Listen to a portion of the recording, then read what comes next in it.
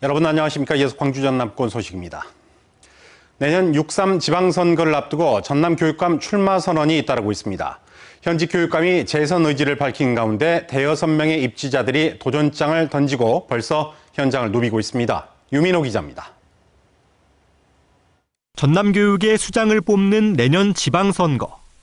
8개월이나 남았지만 일부 후보가 이미 출마를 선언하는 등 분주한 분위기입니다.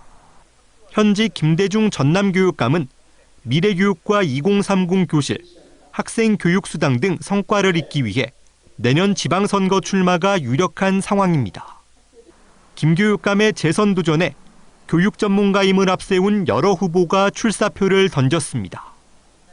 강수경 전 전남교육청 장학관은 국가가 책임지는 교육을 강조하며 지역 최초 여성 교육감을 목표로 뛰고 있습니다.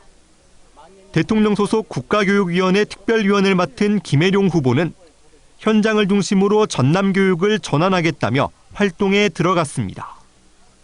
문승태 국립순천대학교 대외협력부총장은 초중고와 대학 교육부에서 쌓은 경험으로 10만 인재를 키우겠다며 도전장을 냈습니다. 장관호 전 전교조 전남지부장은 전남교육 독립선언 출판 기념회를 열고 지역에서 시민과 소통을 이어가고 있습니다. 최대욱 전 한국교총 부회장은 일회성이 아닌 정통적 교육 이론을 통해 전남교육의 새 장을 열겠다고 선언했습니다. 이제 가장 큰 변수는 시민사회가 주도할 후보 사이 단일화입니다. 선거가 다가올수록 현 교육감에 맞설 후보군은 두세 명으로 압축될 것으로 보입니다. 학령인구 감소, 학교 소멸 등 과제 속에서 전남교육을 이끌 적임자임을 앞세우며 앞으로 후보 간 경쟁이 뜨거워질 전망입니다. MBC 뉴스 유민호입니다.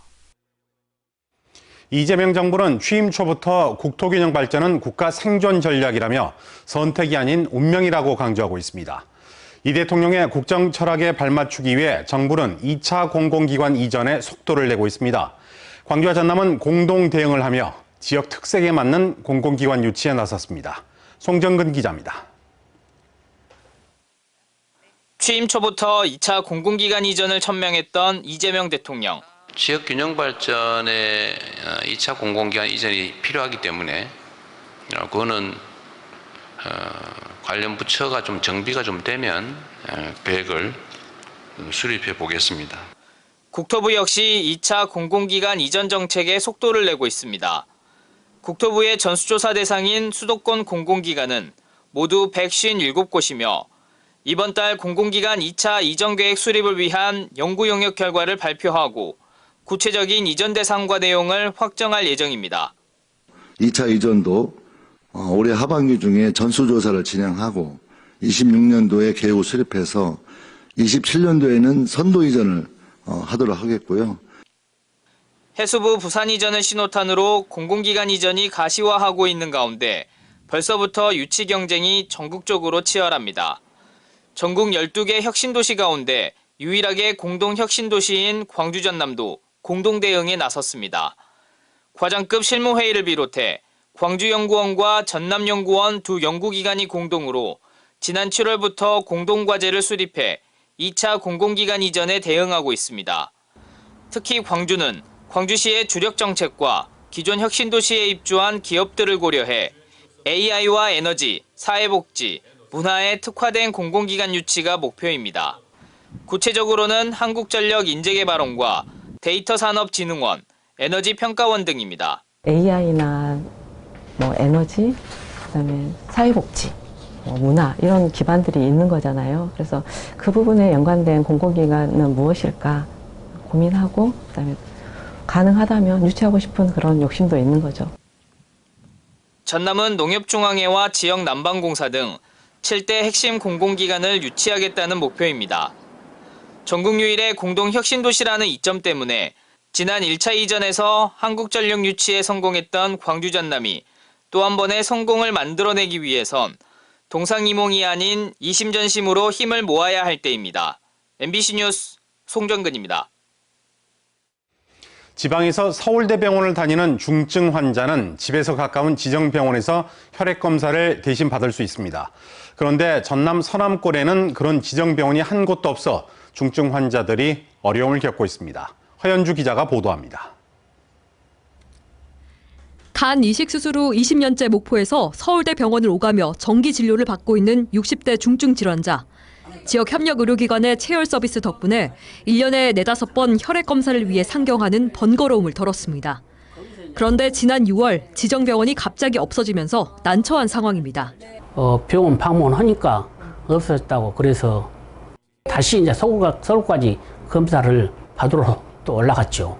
우리 같은 사람들은 사실 어떻게 보면 중증 환자들이거든요. 너무 상심이 크지요. 서울에까지 다니려면 몇 시간씩 걸쳐서 검사를 하러 다니지, 검사 결과 보러 다니지. 서울대병원이 지역 체열 서비스를 처음 시작한 건 지난 1996년. 비수도권 지역에 거주하는 환자들의 부담을 덜어주기 위한 것으로 원하는 지역 의료기관과 협력을 통해 진행하고 있습니다. 현재 전국에 운영 중인 협력 의료기관은 45곳, 전남 지역은 순천시 단 한 곳뿐. 3개월 전 목포 지역 협력 의료기관이 협력을 멈췄기 때문입니다. 민간 의료기관에서 무료로 지역 체열 봉사를 수년간 이어왔지만 환자 민원과 인력 부족으로 서비스가 중단됐습니다. 그동안 목포 지역 지정병원의 체열 건수는 한 달 평균 20-30건. 문의 전화가 빗발치는 등 업무가 늘고 일반 진료에 영향을 끼친다는 이유로 협력을 꺼리고 있습니다. 지역 의료기관이 최근까지 폐업 또는 이렇게 하다가 서비스를 중단하는 것으로 알고 있고, 체열할 수 있는 공간, 이렇게 민간 의료기관을 구하기가 좀 힘들어서, 그래서 저희 이제 의사회 나름대로 고민을 좀 했는데, 이런 그 공공적인 서비스는 보건소나 아니면은 목포 시내에 있는 공공의료기관에서 좀 대응을 해줬으면 좋겠고. 지역민의 건강권에 관해 민간 병원에게만 책임을 지우는 것이 아닌 지자체와 공공의료기관의 지원을 통한 지역 의료 서비스 구축이 필요합니다. MBC 뉴스 허연주입니다. 싱크홀 발생의 주요 원인인 공동, 즉 땅속 구멍이 전국 광역시 가운데 광주에 가장 많은 것으로 집계됐습니다. 국회 국토교통위원회 소속 정준호 의원이 국토안전관리원에서 제출받은 자료에 따르면 최근 5년간 광주에서 확인된 공동은 141개로 전국 지자체 가운데 경기도 다음으로 많고 광역시 중에서는 가장 많았습니다.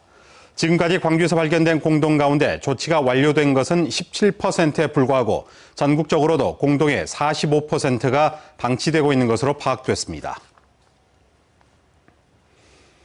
추석 연휴가 끝난 이번 주부터 광주 곳곳에서 가을 축제가 열립니다. 광주 동구는 오는 15일부터 19일까지 추억의 동화를 주제로 제22회 추억의 충장축제를 열고 국내 최대 규모의 퍼레이드를 펼칩니다. 같은 기간 5.18 민주광장 일대에서는 14개 나라 거리 예술가들이 참여하는 버스킹 월드컵이 펼쳐집니다.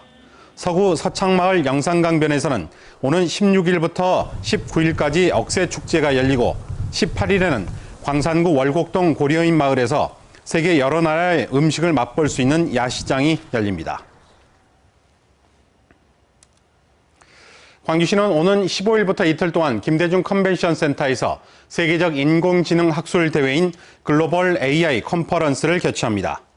5번째를 맞는 올해 컨퍼런스에는 국내외 인공지능 분야 최고 권위자들이 각국의 인공지능 정책과 산업 동향을 소개하고 성공적인 육성 전략을 모색합니다.